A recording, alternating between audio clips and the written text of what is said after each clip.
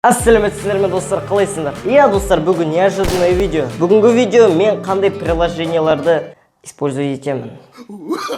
Енді бір-бірімізді ближе тану керекпіз ғой, даже телефонда қандай приложение использовать ететінін. Короче, бүгін мен сендерге қандай приложенияларды использовать ететінімді айтамын. Айтпақшы достар, топовый комментариялар, топовый достар, топовый комментариялар.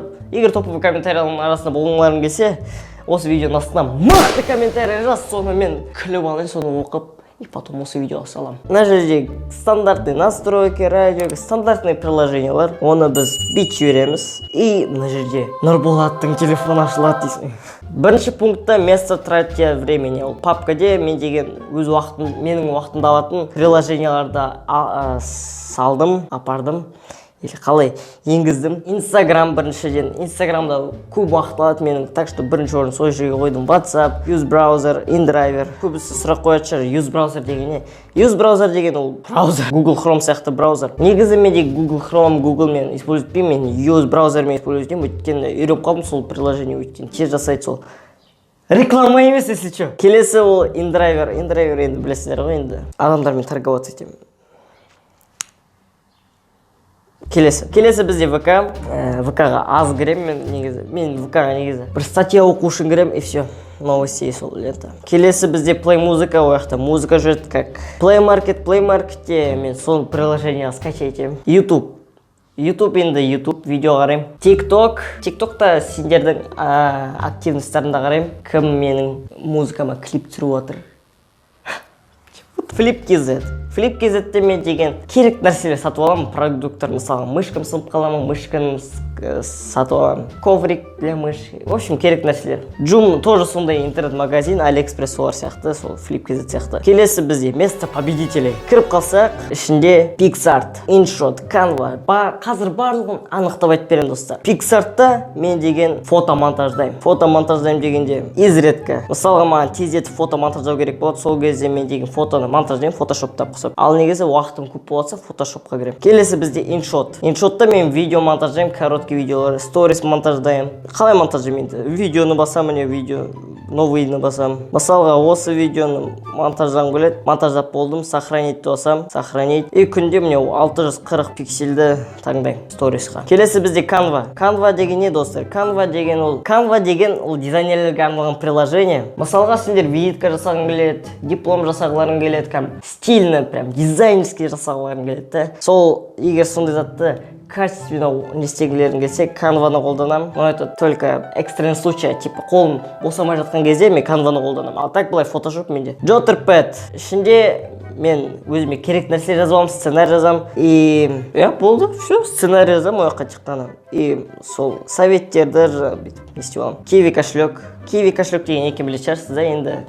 Ладно, айтып берейін енді білмейтін адамдарға. Kiwi кошелек деген ол кошелек, ішінде сенің ақшаларың тұрады. Солай. Келесі бізде Telegram. Просто Telegram и все. Келесі бізде Gmail. Ол почта электронный, ояққа маған почтаға сообщениялар келеді, типа важный сообщенияларды содан біліп отырамын. Кім маған лайк басты, кім маған комментарий жазды. Келесі бізде OLX.kz. OLX ол маған не үшін керек? Адамдарды сатамын. Если что, айтамын, за тобой уже выехали. Samsung заметки. Ояққа мен пландарын жазамын, идеяларын жазамын, қандай келесі видео болу керек екен. Келесі бізде уже почта Mail.ru почтасы. Енді ол да тоже электронный почта, бірақ Gmail-ға жетпейді. По-моему, Gmail-ға жетпейді бар ол мен үшін. Gmail мықты. Келесі творческая студия YouTube. Ол енді күшті зат нәрсе. Ояқта YouTube жайлы жаңалықтарды біліп отырам. YouTube жайлы жаңалықтар өте маңызды маған. Өйткені мен осы жерден біліп отырам, сендер эффективныйсыңдар ма, эффективный емессіңдер ма. Мысалға енді соңғы видео мықты шығыпты достар, мықты активный болатсыздар енді соңғы видеоға. Место в рейтинге по числу просмотров первый из 10 место мықты. Сол үшін сендерге рахмет айтамын достар. Ал келесі бізде Hamster Bank. Ол деген енді копильник типа. Копильник просто. Ол деген енді копильник кәдімгі. Мысалы бірдеңе жинағым келеді. Мысалы міне мен Canon 250D деген камера ақша жинағым келеді. Сол ақша жинап отырмын. И пока нормально получается деп ойлаймын енді. Окей, место победителден шықтым. Енді үшінші папка ол саморазвитие, продуктивность. Ол папка маған өз-өзімді дамыту үшін керек, чтоб қуып жүрмеу үшін, менің пландар үшін.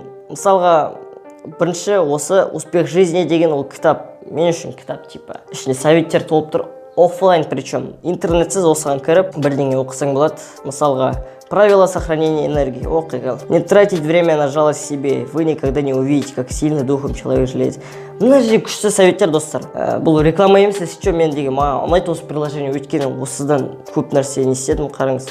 Маған ұнаған историялар и советтер, ол статьялар, как мотивировать себя, мы теряем силы, когда мне 26 заттарды сохранить еттім избранныйға. Я и деньги. Келесі приложение сол адам шығарған тоже. Я и деньги. Ол да ақша жайлы, енді ақша жайлы развитие барлығы күшті. Оқып жүру керек осының барлығын. Ертең артынан бәрімізге керек болады сол зат. Цели жизни мне. Оқып қарайын сендерге бір зат. Иметь цель для всей жизни, цель для известной эпохи твоей жизни, цель для известного времени. Я солай, короче, кітаптар.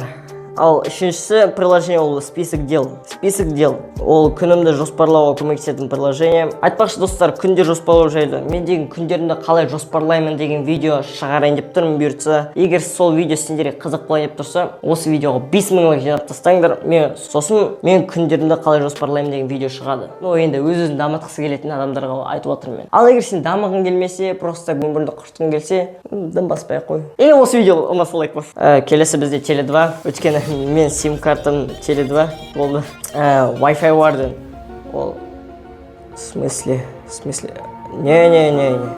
Если что, мен взломать етпеймін Wi-Fi. Осылай, достар. Келесі бізде мобильный дейсің.